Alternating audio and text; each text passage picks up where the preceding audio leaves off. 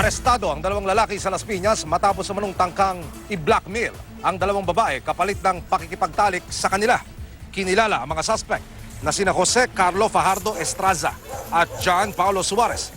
Base po sa paunang investigasyon ng CIDG, modus ng mga suspect na magpanggap na babae sa internet at mag-post sa social media na kunyari naghahanap ng mga modelong babae.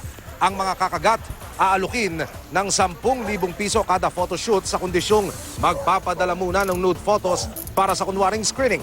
Kwento naman ng mga biktima na engganyo sila sa alok ng mga suspect kaya't nagpadala sila ng kanilang mga larawan. Pero sa halip sa ipinangakong pera, pinagbantaan daw ang mga biktima na ikakalat ang mga hubad nilang larawan kung hindi makikipagtalik sa mga suspect. Dito na humingi ng tulong sa mga otoridad ang dalawang babae. Sa cellphone na nakuha sa mga suspect, nakita ang mga larawan ng iba pang babae na posibleng biktima ng dalawa. Nanawagan po ang CIDG sa iba pang mga biktima ng dalawang inaresto na makipag-ugnayan sa kanila. Walang ibinigay na pahayag ang mga suspect.